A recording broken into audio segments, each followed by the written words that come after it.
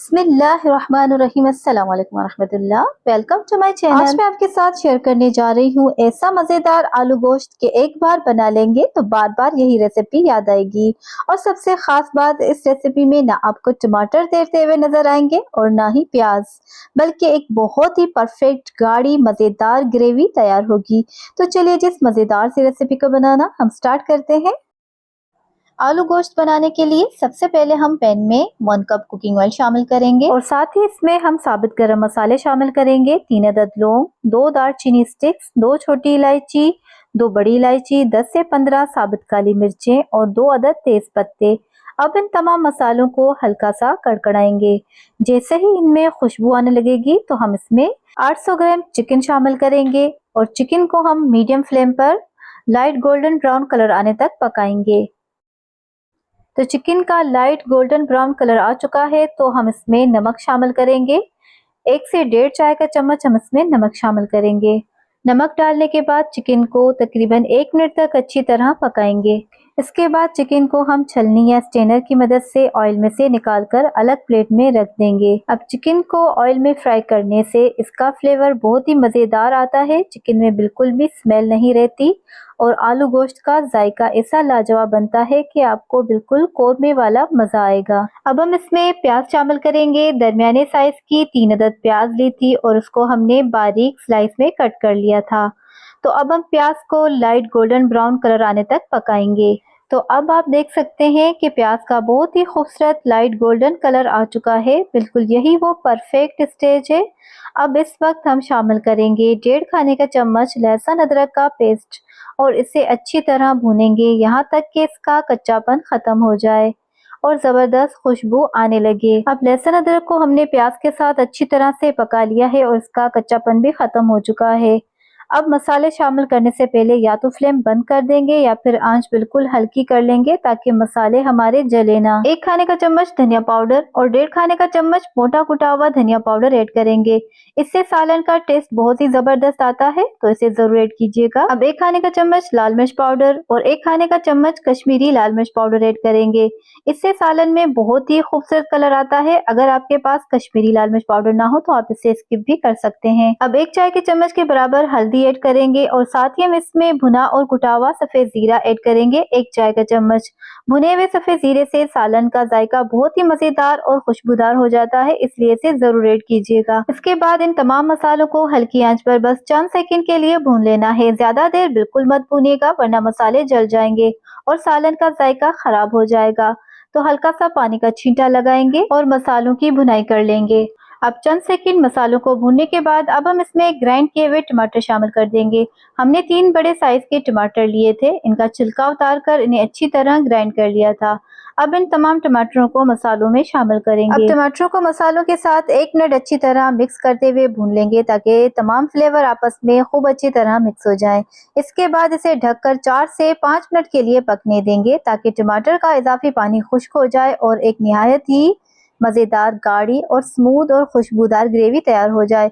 इतनी जबरदस्त ग्रेवी बनेगी कि सालन का रंग, खुशबू, जायका सब कुछ लाजवाब हो जाएगा। अब 4 से 5 मिनट के बाद टमाटर का पानी बिल्कुल ड्राई हो गया है और ऑयल सेपरेट हो गया है। तो बस इस टाइम पर हम इसमें चिकन ऐड कर लेंगे। चिकन को अच्छी तरह से मिक्स करेंगे और साथ ही इसमें हम 1 से 1.5 चाय का चम्मच नमक ऐड कर लेंगे। नमक और मिर्चें आप अपने टेस्ट के मुताबिक ऐड कर लीजिएगा। अब चिकन को मसालों के साथ अच्छी तरह भूनेंगे ताकि तमाम मसाले चिकन में खूब अच्छी तरह जज्ब हो जाए। हमने चिकन को इतनी देर भूनना है कि इसका अपना पानी भी अच्छी तरह खुश्क हो जाए और तकरीबन 4 से 5 मिनट तक अच्छी तरह भुनाई करेंगे, जिससे सालन का जायका और भी ज्यादा मजेदार और लाजवाब हो जाएगा। अब 4 से 5 मिनट अच्छी तरह से भुनाई करने के बाद अब हम चिकन में 1 कप पानी शामिल करेंगे। पानी शामिल करके कवर करके हल्की आंच पर चिकन को पकाएंगे तकरीबन 5 मिनट के लिए। अभी हम इसमें आलू शामिल नहीं करेंगे। अगर अभी हमने आलू शामिल कर लिए तो चिकन हमारी इतनी गली हुई नहीं है तो आलू जल्दी से गल जाएंगे। तो अभी हम इसको 5 मिनट पहले हम चिकन को पकाएंगे, उसके बाद हम इसमें आलू शामिल करेंगे। अब 5 मिनट चिकन को पकाने के बाद अब हम इसमें आलू शामिल करेंगे। आलू शामिल करके इनको अच्छी तरह से ग्रेवी के साथ मिक्स करेंगे। अब साथ ही हम इसमें आधा कप दही शामिल कर देंगे। दही को हमने अच्छी तरह से फेंट लिया था। दही शामिल करते वक्त फ्लेम को स्लो कर देंगे बिल्कुल दम वाली आंच करके। फिर हम इसमें दही शामिल करेंगे। इस तरह से दही का जो टेक्सचर है वो बिल्कुल स्मूथ सा बनेगा और दही हमारी फटेगी नहीं। अब दही और आलू शामिल करने के बाद इसकी हम 5 मिनट तक अच्छी तरह से भुनाई करेंगे।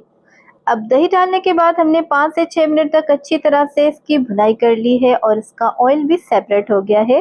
तो बस इस टाइम पर हम इसमें पानी शामिल करेंगे ताकि आलू और चिकन हमारी अच्छी तरह से गल जाए। तो तकरीबन हम इसमें 3 कप पानी शामिल करेंगे, मिक्स करेंगे और इसको उबाल आने देंगे। जैसे इसमें उबाल आ जाएगा तो फिर हम इसको कवर करके दरमियानी आंच पर पकने के लिए छोड़ देंगे।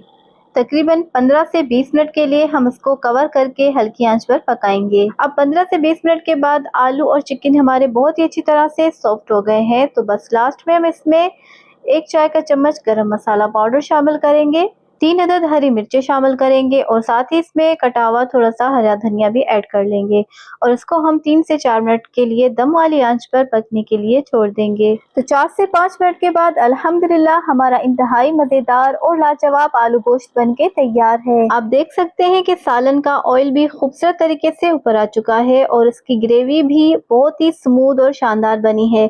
इस सालन में ना तो आपको प्याज अलग से नजर आएगी और ना ही टमाटर तैरते हुए नजर आएंगे। बहुत ही लाजवाब और स्मूथ सी ग्रेवी बनके तैयार हुई है। आलू और गोश्त दोनों ही बहुत ही अच्छी तरह से गल चुके हैं और मसाले भी अंदर तक अच्छी तरह जज्ब हो गए हैं, जिसकी वजह से इसका हर एक बाइट बहुत ही मज़ेदार लगता है। गरम गरम रोटी या नान के साथ इसका मज़ा और भी ज़्यादा लाजवाब हो जाता है। आप चाहें तो इसको सादा से उबले हुए चावलों के साथ भी खाएंगे तो इसका टेस्ट बहुत ही मज़े का आएगा। इसकी बहुत ही स्मूथ सी ग्रेवी, नरम आलू और अच्छी तरह गला हुआ गोश्त इसके जायके को और भी ज़्यादा लाजवाब बना रहा है।